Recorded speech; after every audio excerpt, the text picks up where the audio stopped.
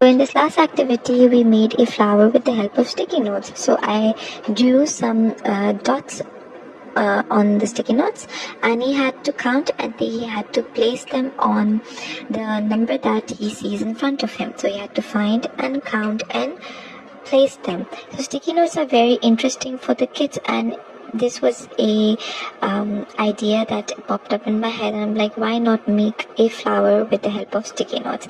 So yeah, I hope that you get more ideas from my channel, some interactive activities that you can do with your kids at home like this. So thank you so much for watching my videos and supporting me as always. Like, comment, share and subscribe, and I will see you in my next video.